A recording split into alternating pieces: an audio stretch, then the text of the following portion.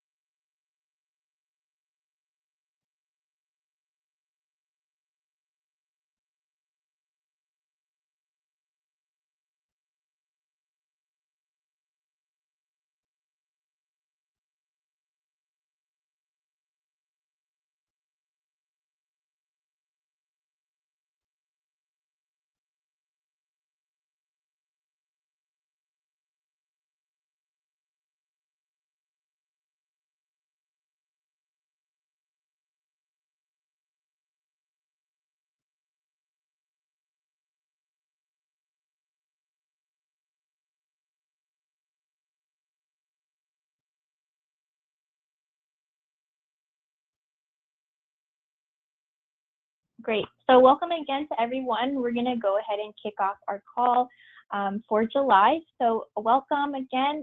Thank you, as always, for taking the time out of your busy day, especially in these months, to learn about some updates and to hopefully find some community on our community call today. My name is Alyssa Talabat. I am part of the field team at SEARAC, based in Washington, D.C. I use she, hers pronouns, and I'm going to now pass it along to the rest of my colleagues on the call to introduce themselves. Thanks, Alyssa. Hi, everyone. This is Seema Sam. I am the Partnership Manager at SEARAC, and I'm calling from Washington State. Hi, everyone. This is Phoebe. I'm SEARAC's Operations Manager, and I'm also I'm calling in from Washington, D.C. Awesome. So thanks to everyone on the team who's helped with the presentation, especially Sina and Phoebe, who are always live on these calls with me. So with that, I will get just everyone acquainted with logistics for those of you who are new to our calls. So just a heads up that everyone right now is placed on mute. And to comment or question or submit a question, you just have to be logged into GoToWebinar. Feel free to shoot your comments and questions throughout the webinar, and we'll round them up at the end to go over them. You'll also find resources in the handout section of your GoToWebinar control panel. For this month, it includes a PDF copy of today's presentation, as well as a PDF of a compilation of links that hopefully you'll find helpful and we'll touch on throughout the presentation. I will next go over the agenda for today's call to give you all a glimpse of what we're planning to go over. The first thing we'll start off with is national and California policy updates. As you know, there's been a lot moving, so we'll touch on some of the pieces that have a large impact on the Southeast Asian American community. We'll then go into the 2020 census, both operational updates as well as some news that is rolled in this month. We'll then announce COVID-19 relief and resources. As you all know, you probably saw the HEALS Act that was announced this week, and we're also excited to launch our new COVID resource and story site. So we'll be going over that as well. We'll close out the call with just additional announcements and opportunities to engage with us and go over some of those questions that we come in.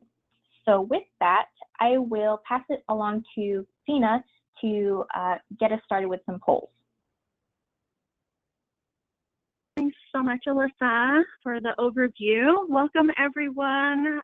For those who are joining us for the first time or our regular callers, thank you for taking time out of your day. If you've joined us before, you know we usually start our calls off with an audience poll. And so our first question to you, go ahead and use on the screen there, you can select your options to the first question. We would like to know, how many SEARAC community calls have you attended before? There is the option of 0, 1, 2, 3, and 4 or more. Go ahead and put in your selection, and we'll give you a few moments to get that into us before we close the first.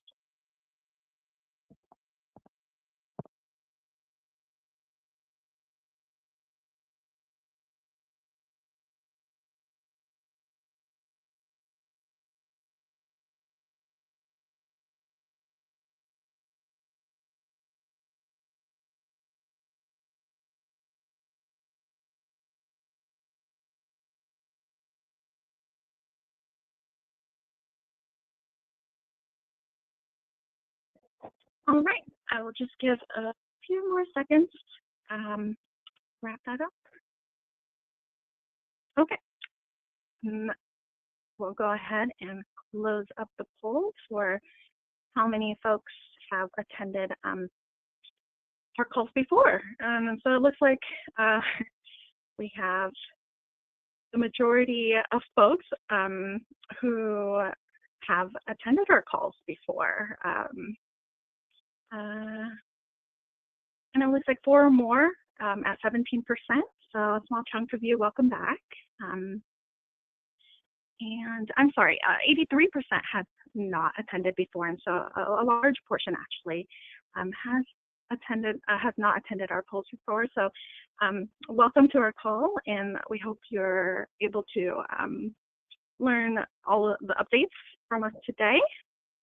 We'll go ahead and go to the next question.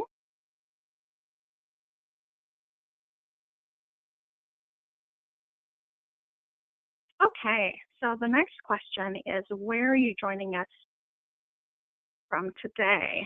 The options are the West Coast, Midwest, South, East Coast, or other. You can go ahead and submit where you're joining us today from.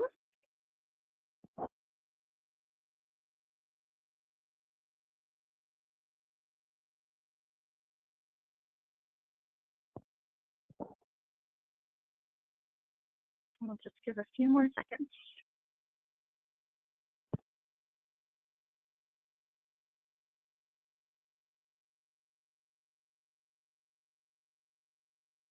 Okay, go ahead and the final results of the majority of folks. We have a good 45% joining from the West Coast. There is a second majority on the East Coast at 27%, and evenly split at 9% is the Midwest, South, and other. So welcome everybody from all corners of the country, and sounds like there may be some international folks too. Welcome, and we'll go ahead and go to the next question.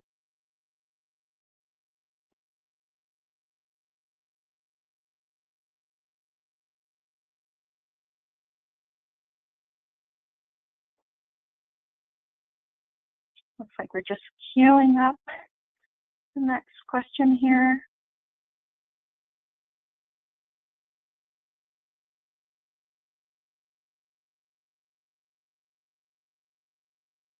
Okay, so apologies.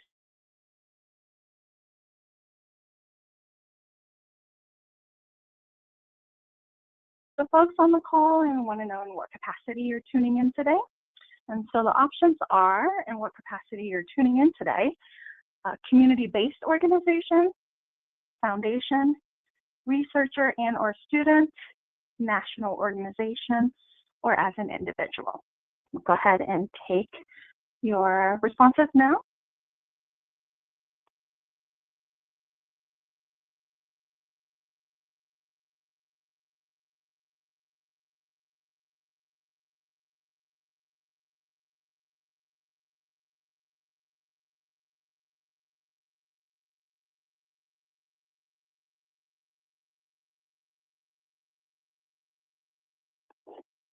All right, so we're closing up that last poll question of the capacity participants are joining us today from.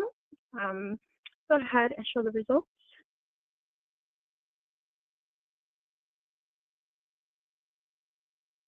Okay, so the capacity we have, folks joining us today are 38%. The majority are community-based organizations. Welcome. We always like to see partners and new organizations connecting with us. Second largest, 31%, is individuals and community members.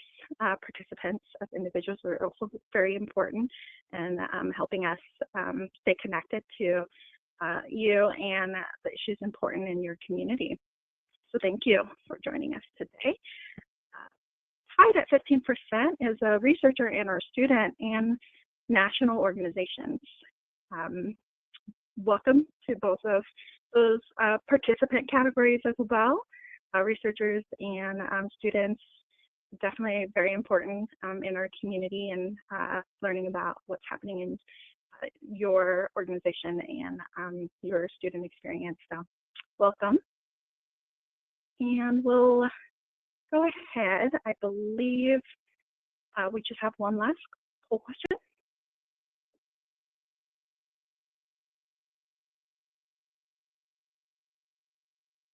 All right, lastly, with the swell of nationwide uprisings in the midst of a pandemic, we know how difficult things are for a lot of our community.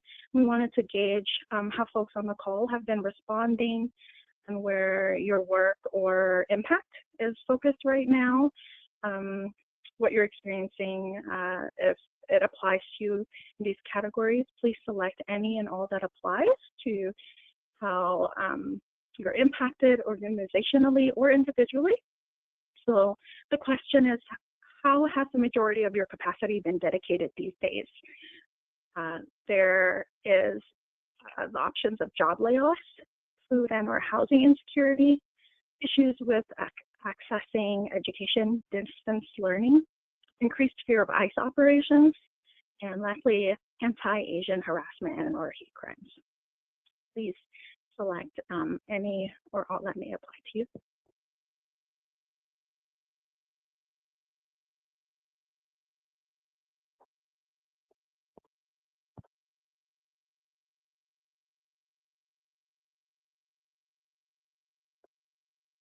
All right, we went ahead and closed that for the results here.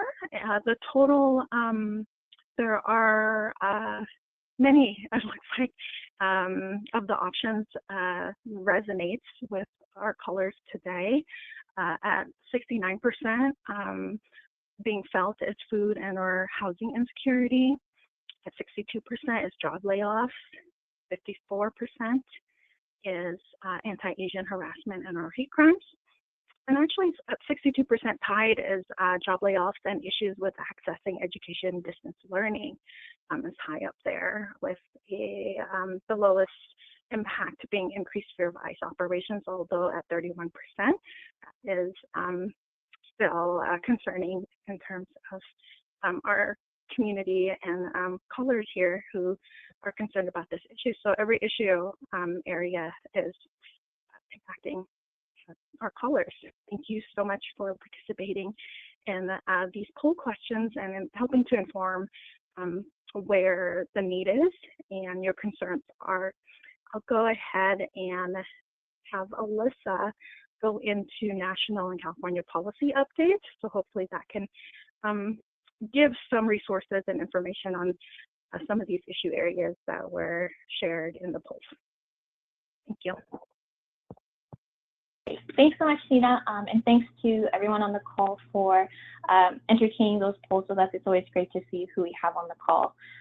So as Sina mentioned, I'll just be going over some policy updates. Totally acknowledging this is not exhaustive of everything that's been moving this past month, but hopefully it hits some of the big rocks when it comes to Southeast Asian American impact. So to start off, I will go over some national policy updates before getting into California specific ones. The first item I'd like to go over is public charge. So as folks might have seen, it was temporarily halted nationwide. So SEARAC has been advocating for legislators to halt the implementation of the Trump administration's public charge rule both before and throughout the pandemic. A little bit of background context on public charge. It was a test used to determine if a person seeking admission to the U.S. or wanting to obtain a green card while in the country is likely to rely on government services for support. In its essence, it's a racially motivated discriminatory wealth test. So under the Trump administration's new definition, public charge determination would be expanded to include a number of government benefits such as Medicaid, SNAP, Medicare Part D, Section 8 housing assistance, and more. The public charge rule had limited implications for families in the United States. It would have prevented individuals who accepted certain public services from adjusting their status to get their green cards. However, the rule would have made it more difficult for the 221,000 Southeast Asians currently waiting to obtain a green card through the family visa system to enter the U.S. Because it dramatically expanded the circumstances the U.S. could deny someone entry based on the assumption that they would eventually become a public charge. So this nationwide injunction ensures that immigrant families can access necessary services during this pandemic without fear that it would impact at all their ability to obtain a green card.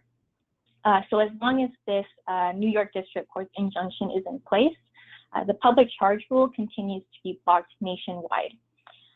So in terms of communicating this to community members, you can let them know you encourage them to get the facts.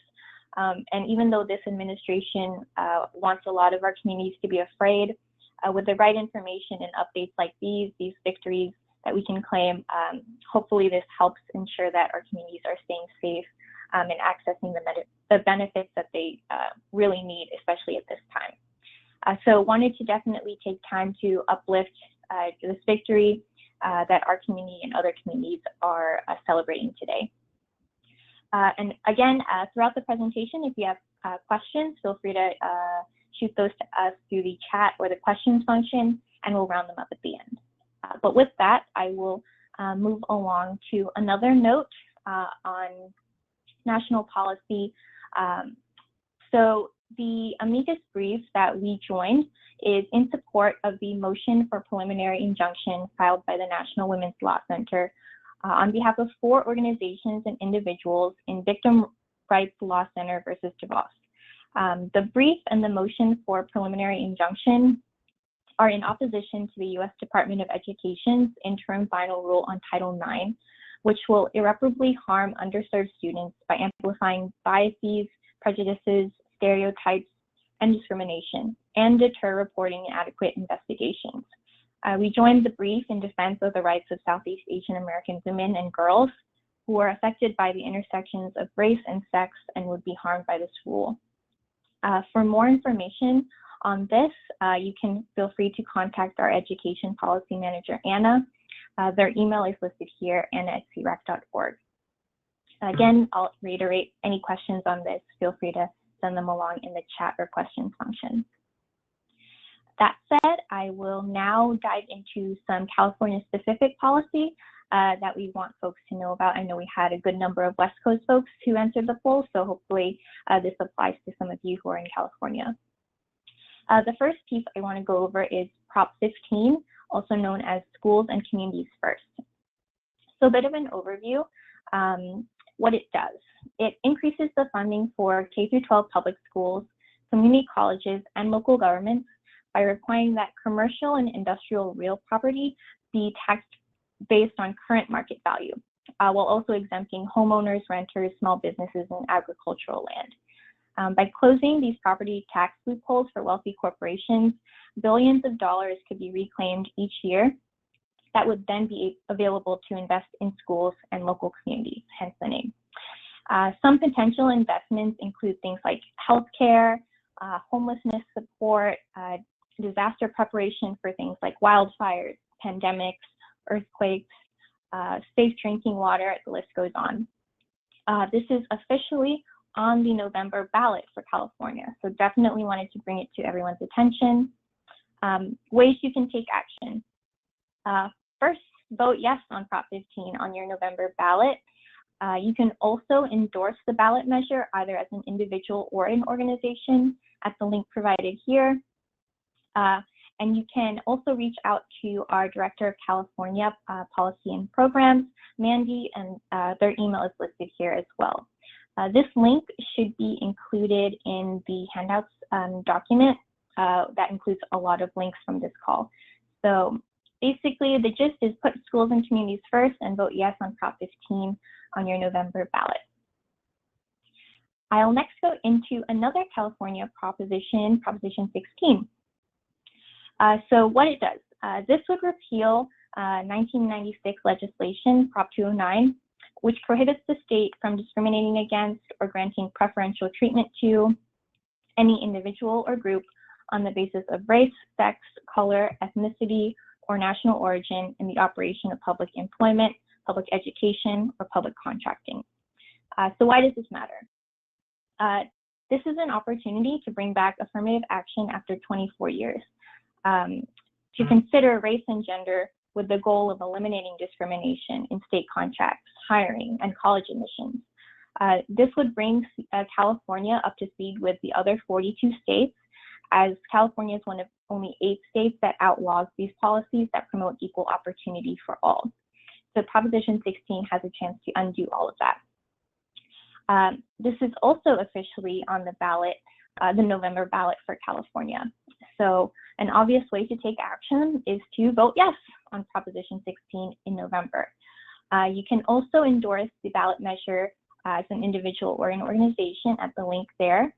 Another helpful thing you can do is to share resources that dispel the myths about affirmative action, including its effects on Asian Americans.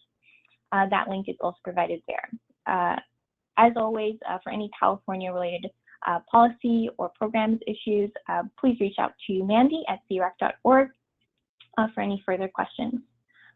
And with that, that wraps up the national and California policy updates for today. Again, acknowledging that it's not totally exhaustive, but hopefully that was a good snapshot of some of the moving things that folks are focusing on. I'll now transition to 2020 census updates. Since in the midst of this pandemic, even before, this has been a big thing for a lot of our partners and individuals, community members who are working on getting out the Southeast Asian American count. So I'll first start off with some Census Bureau operational updates. To kick it off, I'll just do a recap of what went down in July. So Greek quarters enumeration began this month, as well as some very important mid-July actions. So regional outreach surges began July 13th in 3 different ways for different census regions across the country. The Census Bureau also kicked off the soft launch of non-response follow-up. So what that is basically the Census Bureau went into communities to kind of make sure that they're working out the kinks of their operations before non-response follow-up kicks off in August. So non-response follow-up is the door-to-door enumeration of households that have not yet responded. So basically they did a kind of dry run of that to make sure that their operations and their field work is working at a good pace and stuff. This month, they also sent another reminder postcard, which went out last week, throughout this week, to households. And along with our coalition partners at Census Counts we participated in a day of action on Tuesday to do a last push before non-response follow-up kicks off in August. To kind of take the timeline and expand it past July, you can see here on this graphic some of the things I already mentioned, including the beginning of the count of reporters that kicked off earlier this month, that soft launch of non-response follow-up that will continue through August 11th, at which point the official non-response follow-up kicks off throughout the rest of the census enumeration period through October 31st. Another big item that was announced was that mobile questionnaire assistance picked back up this month in places where Census Bureau staff could physically distance. So things like grocery store parking lots, outdoor locations. They went into low responding counties and areas to get folks counted as well. You can also find other things further down the road, such as the count of transitory locations like RV parks, marinas, stuff like that in September, as well as the dates that the Census Bureau announced for the count of people experiencing homelessness later in September as well. The thing that we do want to emphasize as well is that the response, the self-service, is open to everyone through the deadline of October 31st. So people can still respond online, by phone, or by mail, all without having to leave your home. So that's something we think we're definitely wanting to emphasize to folks. And if you are doing census outreach, we definitely encourage you to tell community members that too. And so with that, I will then go on to a less happy piece of news on Trump's memorandum. As some of you may have seen, President Trump signed a memorandum last week to exclude undocumented immigrant census data from being included in determining the number of representatives a state can have in the U.S. House of Reps. So basically, he asked the Census Bureau to count everyone, but he directed the Secretary of Commerce to then take the amount of undocumented folks and remove that from the count that will be used to determine the number of representatives in the House of Representatives. At its core, it's unconstitutional, and it's a tactic to basically scare, suppress, and erase Southeast Asian Americans and other communities of color and hard-to-count communities from the census count. So why does this matter? It excludes 100,000 individuals from Cambodia, Laos, and Vietnam from the count and from the resources and the political representation that are rightfully theirs. The messaging guidance around this, if you're doing get out the count work with community members, is included in the handout section. It's included in a link there, and it also has that same messaging guidance in different SEA languages in case that's helpful as well. So as you can see, the administration continues to try to attempt to limit census data collection, erase communities of colors. So this is just even more important and should be even more motivating to make sure that our communities are fully counted and accurately counted to receive the resources and political representation that were guaranteed, especially in the midst of a pandemic. So that's just a brief overview of Trump's memorandum. Happy to answer more questions if folks would like more detail on that. So just submit those to us through the chat and questions functions. And with that, I will continue to talk and talk and talk. The next section we have is the COVID-19 relief and resources section. So as I mentioned, a big thing this week is obviously the HEALS Act, also known as the Health, Economic Assistance, Liability Protection, and Schools Act. The first thing we want to kind of share is that it has significant shortcomings. It excludes millions of individuals living in mixed immigration status households from financial relief, and that includes over 100,000 undocumented Southeast Asian Americans. It also includes significant funding, $1.6 billion to be exact, to Customs and Border Protection. It also has liability protections for businesses and schools that reopen, which, as many folks on the call probably feel, is not the right move in terms of how to keep our communities safe. In summary, it falls short of the HEROES Act that was passed by the House of Representatives earlier in May. So SEARAC as an organization rejects the HEALS Act, and we urge senators to instead focus on new legislation that actually provides Americans with relief, and focus on communities' needs, which are access to health care, unemployment and eviction relief, supporting public education, and financial support for everyone, not just folks who are citizens and not folks who don't live in mixed immigration status households. So how can you take action? You can contact your senators or House leadership, especially if you are in Speaker Pelosi's district or other House leadership. If you're a constituent of theirs, definitely want to push you to call them and to ask for a relief bill that helps all Americans. We remain committed to working with our partners and congressional champions to push for a coronavirus relief bill that helps everyone with robust access to health care, economic relief, and public education support. And now I will finally hand it back over to Sina to share a bit about community support during COVID.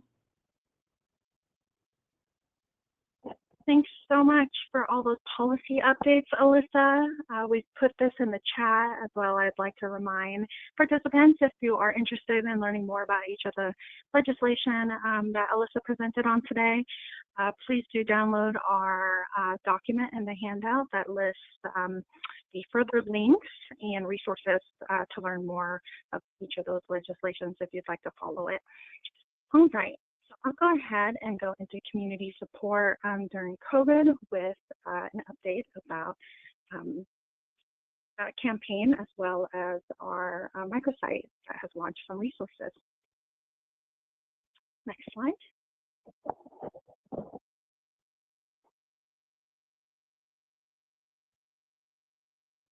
And I'm not sure if it's a delay on my end, but okay, I'm able to see our relief fundraiser as the next slide. We wanted to share out some really exciting and happy news in terms of community coming together to support two of our very important partners at NACASAC, the National Korean American Services and Education Consortium, and the Southeast Asian Freedom Network, CFIN. Those are two of our partner beneficiaries for a COVID-19 critical relief fundraiser that was launched earlier this month on Bonfire, and we were able to bring back our limited edition made by refugee and made by immigrants t-shirts, as well as art that has been beautifully and so thoughtfully designed by LAT alumni Mighty and Fan. And so with the collaborations, it just brought us a lot of joy to bring community together to be able to do something to support NACASAC and Stephen's work during this time. We were able to meet our goal of reaching over $2,000, and which will be distributed to the beneficiaries this week. So thank you so much to those who contributed, participated in the fundraiser, helped share. We were very our hearts were very warm to be able to do something during this time, and we'll look into future types of campaigns where we can also collaborate and fundraise with other partners in the future. So I'll go ahead with those news, move on to campaigns that we are also supporting during this time, with deportations and detention still impacting our community. Southeast Asians who face deportation, as well as mass detentions and immigration and in prisons across the country. There is a campaign that was released recently within the Right to Reunite national campaign that is currently being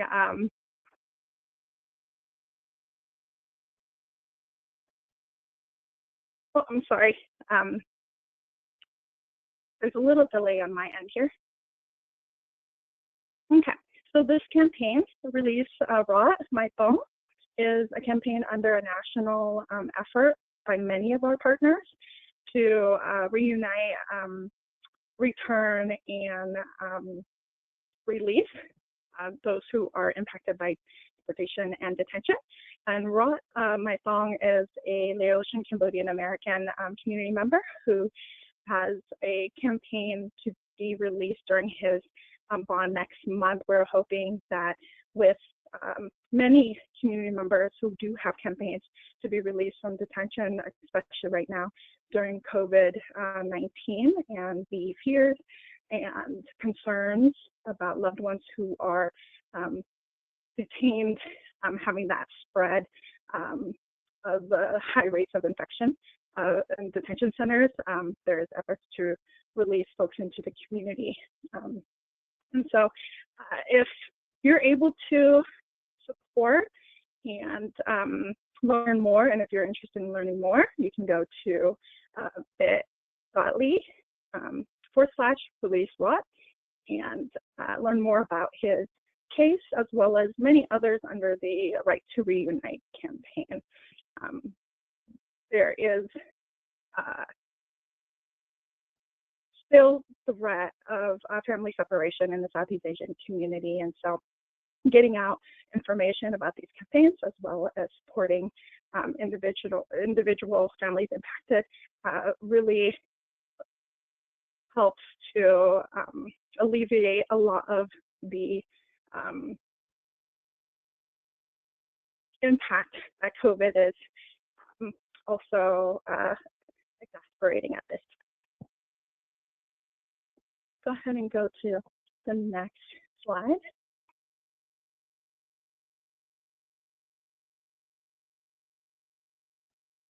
And again, I believe maybe the delay is on my end, so I apologize for the long gaps I'm taking here. Okay, so I see the next slide. Another exciting news on top of fundraising and continued efforts to keep families together and campaigns in the community.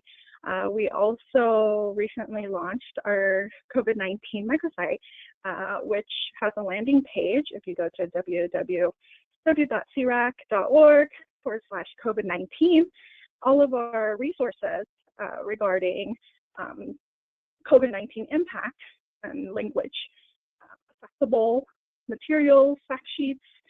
If you're interested in how the stimulus bill with additional translation or resources for our community members, the links are there all together under this main page. We have mutual aid networks, links, updates on ICE detention and deportations, and a lot of in-language resources in Hmong, Khmer, Lao, and Vietnamese. And especially, I think, really unique is on our website, we also share community stories. And on there, you'll find our partners, our community members, students, frontline workers, folks who are impacted and sharing their stories, and does a really good job of highlighting what is happening in our communities and how we're impacted with Hmong, Khmer, Lao, and Vietnamese stories. So moving forward, on top of sharing out those resources as well as campaigns, we wanted to hear from you too, taking time out of your day to connect with us.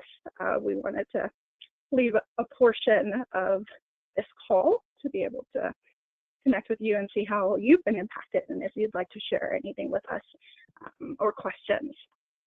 So I will leave that for the end of the call and just pass it back to Alyssa for how you can navigate these resources on our website and other types of questionnaires and surveys happening in the community. Great, thanks so much, Sina. So I will change presenter really quick to myself and just do a quick walkthrough of what this new site is. So as Sina mentioned, we tried to make it a one-stop shop for Southeast Asian Americans as much as possible. So on the landing page, you'll see we'll have latest updates. And here we have some of the tracking tools that track number of cases, state reopenings, closing, mask ordinances, things like that, right here on the front page. Also a link to submit your own resources. So as you kind of explore this over the next couple days or weeks or months, or however long this pandemic is lasting, you can feel free to submit your own resources and flag things for us that we could use to share with our community. We'll also have a featured story here. So as Sina mentioned, community impact stories are a huge part of this site, and we'll continue to be building those out to share, to put faces and stories to these trends that we've heard and these patterns that folks are mentioning. So just to quickly explore, if you click on stories here, you'll see right now the story bank we have thus far. These are some of the community members that we've been able to speak with, who've been willing to share their stories about how COVID has personally impacted their work, their personal life, and all of that. So if you're willing to share your story, feel free to reach out to us. We're definitely always looking to hear more about just how the community is impacted and thus then how we can better support. So if you want to check out some folks' stories, there are some there. Resources, there are some different links here. The first one being eligibility and access to aid. So here is where you can find things in terms of accessing healthcare services, accessing economic relief and aid, as well as receiving emotional and mental health support. So like I mentioned, we tried to include things that we think would be helpful for those in our community, but if we're missing anything, we're definitely not immune to that, so feel free to send those our way. The other pages include mutual aid networks, as Sina mentioned, which includes some nationwide databases and maps, directories, things like that, as well as some state-specific information and resources that we've been able to compile, particularly for states with high SEA populations. And again, if you have a resource that would be helpful for states listed here or states we don't have listed, please don't hesitate to send those our way. Unfortunately, we know that a lot of community members are also fighting not just the pandemic, but also ICE detention and deportation right now. So we wanted to compile resources that are helpful for folks who are advocating for release or who are impacted themselves. So we have here some guidance around ICE check-ins, immigration courts operations, a detention hotline. We also have toolkits here if you are advocating for the release of whether it be one community member or everybody who you want to make sure that ICE deportation and detentions halt right now, and hopefully for the long run. These toolkits you can find here, some litigation databases, a detention map, things like that. Webinars and trainings to be definitely adding more soon, but things that we found so far about immigration, detention, and health. We also compiled some reports here that you can read to see just how jails and immigration detentions are worsening this pandemic, and a video here about that impact as well, and then our just sources at the bottom. So that as well is hopefully something that this site can bring and offer to community members, since we know that ICE detention and deportation was already a priority, but is even more urgently needed to halt and stop in this time. Hate crime support, we also have resources and trainings that our partners have offered, so some guides and toolkits, as well as some guidance on if you've been a victim of a hate act, and reporting forms that our partners have put up. We also have in-language resources, since we know that language access has just been not been uniformly accessible across the country and across ethnicities. So we tried to compile as many as we could. UMN resources are coming soon. We just submitted some fact sheets to our partners and we're just waiting for the final version. So hopefully we'll get those up here soon. But if you click here, you can go to the language that you're seeking. Thank you to our partners and foundations who created these resources. And hopefully these are helpful compilations of the resources that are out there in case they're helpful to communicate with your community members or your family. Lastly, I'll just go over FAQs. So these we tried to break up into different groupings of people or different aspects of life to make it easier to navigate. So homeowners, for example, renters, things about health services with a separate California Health Services FAQ section as well. If you're a student, if you're looking at for things about school meals. So hopefully this is helpful. Obviously there are a lot of things moving and we'll try to keep this as updated as possible. And hopefully with your help in terms of submitting your own resources or submitting updated versions of things, we can keep this website as a useful tool, not just for our partners, but also community members who might stumble upon it themselves. So with that, hopefully that was helpful. Feel free to check it out on your own and get back to us if you have any questions, recommendations, things like that, as we kind of launch it and pilot it now. So I'm going to switch presenters back to Phoebe and finish out the rest of today's presentation.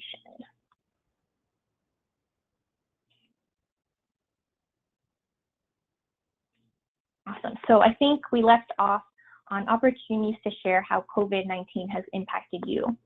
So the first opportunity is actually being led by our SEARAC team, mainly Anna, our education policy manager, who is conducting a higher education survey for current Southeast Asian American college students. It's super short, it takes 5 minutes, and basically we want to gather information on how this pandemic has affected Southeast Asian American college students in particular. This information will then be used to inform educational materials that we'll distribute to our partners, advocates, and policymakers, and give us a concrete base for how the pandemic has impacted Southeast Asian American college students in particular. So the link is included in the handout that has the compilation of links. So if you go there, you'll find it. It takes 5 minutes. If you can forward it to your networks, if you're not a college student yourself, please do so. We're hoping to be able to produce some really cool deliverables from it to illustrate the impact. Another survey that I wanted to uplift is actually not being led by our team, but it is being led by the Rutgers University's Center for Health, Identity, Behavior, and Prevention Studies. It is for POC who are 18 and older and who identify as LGBTQ+. It's also about COVID-19 impacts, and we wanted to uplift this to make sure that Southeast Asian American LGBTQ experiences are heard and included in this important research.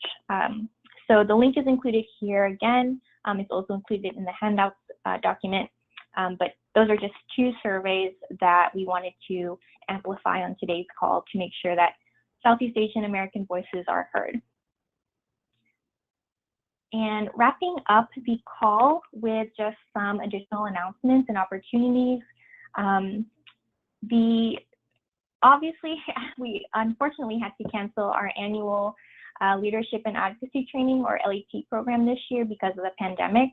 However, we know that there is a continued community interest in the training program.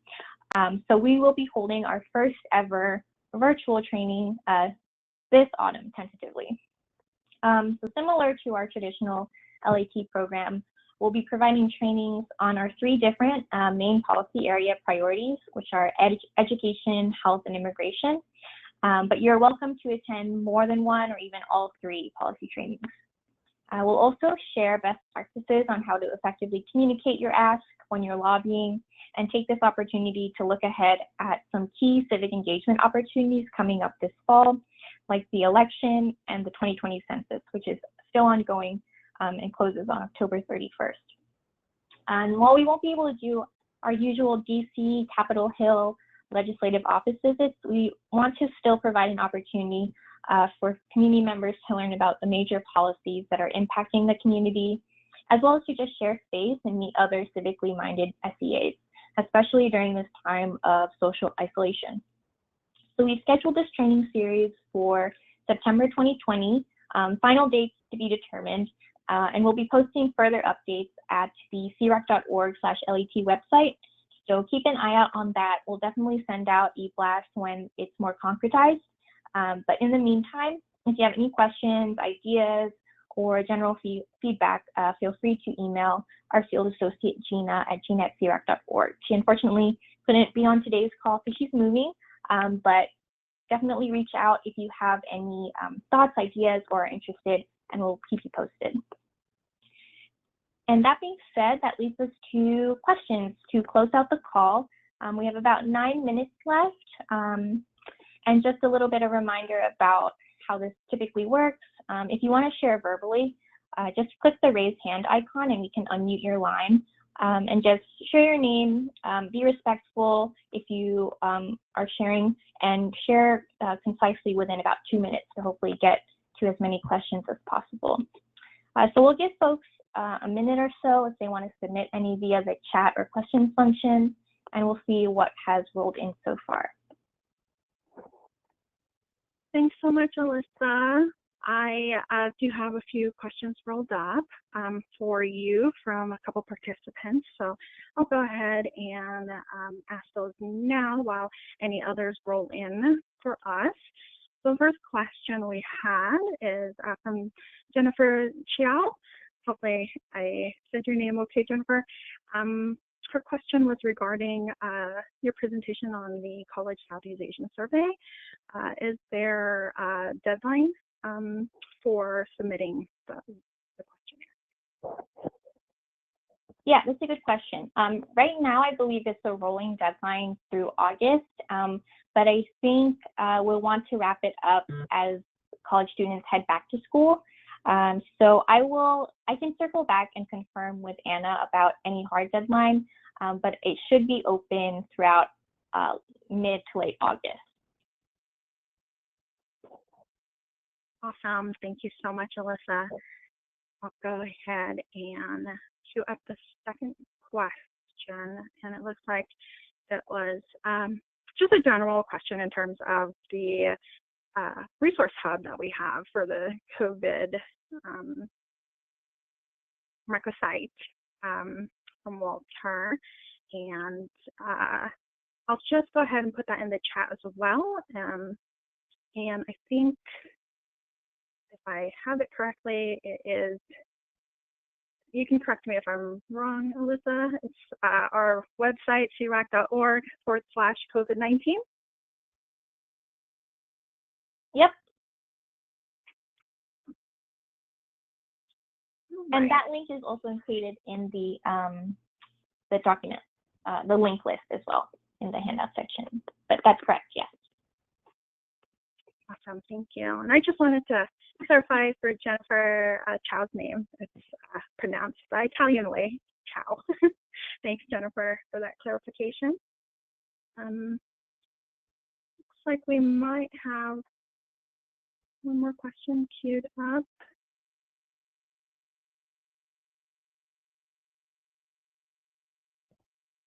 All right, and there is a question of how participants can receive future updates from SEARAC.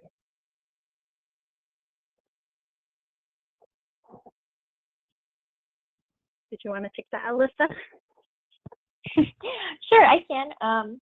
So I think one way you can is just to sign up for our SEARAC listserv. That'll definitely keep you updated on any of our analysis on new policies that roll out, action alerts where you can get engaged. There's also a separate Census ambassadors list that you can be on. So if you go to our SEARAC.org/census, that's our Census microsite, where there's a separate sign up where you can sign up for just Census focused updates. SENA is also building out some mechanisms that we'll be introducing into our newsletters and things like that for partners and community members to submit events, career opportunities that we can amplify on our pages and in our emails as well. But I'll pass it back to SENA in case I miss anything. That covered a lot, Alyssa, in terms of how to stay in touch with us. We will be building out an events Google Doc link where partners and community members can submit your events happening in your community or events that you think is important for us to uplift. And that link will be included in our newsletters. And so if you're signed up for our listserv already, you will be receiving those updates. And if you're not, we will try and also link it on our website. So there's a place for folks to enter in submissions for events. And it looks like that was the last question we had. So if anyone else wanted to chime in with last minute comments or concerns, questions, or you'd just like to share some love, you're welcome to share your comments with us at this time before we close out. Yeah, for sure. And just like even adding on to myself and your answer, Sina, for the last question about how to get involved, I know majority of the folks on today's call are new and haven't attended community calls before, but these are also kind of, hopefully they're a helpful recap of the month about policies that are impacting Southeast Asian Americans to kind of stay informed that way. And we always try to also include ways to get involved, take action, be engaged, and uplift resources that we hope are helpful too. So if this was helpful to you, we encourage you to continue attending these. This is kind of the general model where they're not specific topically focused, but some months we'll do a specific topic of interest for that month's community call. Like last month, we did a solidarity through action in support of the Black Lives Matter movement and everything, the nationwide uprisings that were happening. So I would definitely encourage, hopefully you found this helpful and you continue to attend. And I think these are also a great way to stay kind of on top of what's moving out there.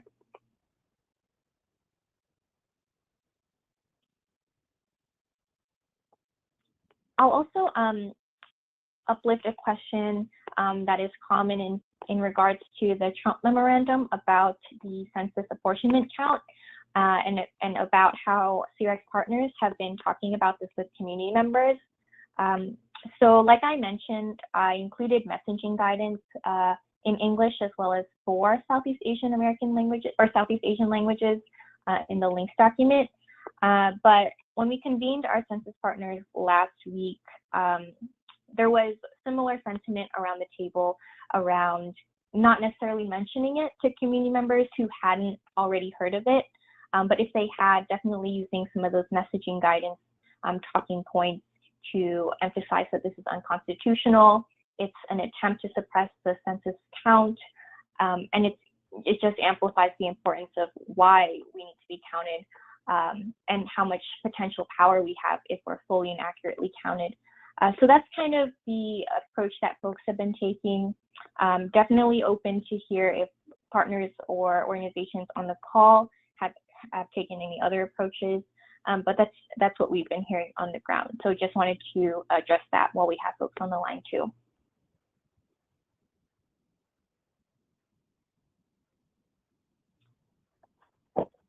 Thank you, Alyssa. Hopefully folks will stay in touch for further updates on those policy legislative pieces that impacts our community. I've gone ahead and linked our direct website to the resource hub and to the chat box in case it's helpful for anyone to be able to click from there. Again, it's also in our handouts for all the resources we shared today and links and information. Thank you to Walter Teague, one of our participants who asked regarding the direct link for the resource hub. And thank you to everyone for joining us today. It is, unfortunately, we are out of time. and so we'll have to go ahead and close out the call shortly. Alyssa, if you would like to say goodbyes, I'll leave it to you. Yeah, sure. Just kind of echoing everything Sina said. Thanks everyone for joining us today. We know folks are super busy, even more than usual these days. So appreciate you taking the time, especially for the West Coast folks who joined us on their lunch break. So hopefully it was worth it. Definitely hope to see a couple of your names on future calls. And a recording of this will be available along with a copy of the presentation included in the handout section, so get that there. But I'll close out by just saying a thank you to Sina and Phoebe for their help on today's call. And I wanted to leave you all with some contact information for our team, both field team and policy team, if you have any further questions. But that being said, I will just close out for July, and we will see you all next month. So everyone stay safe, stay healthy, and hope you have a good rest of your week. Thanks, everyone.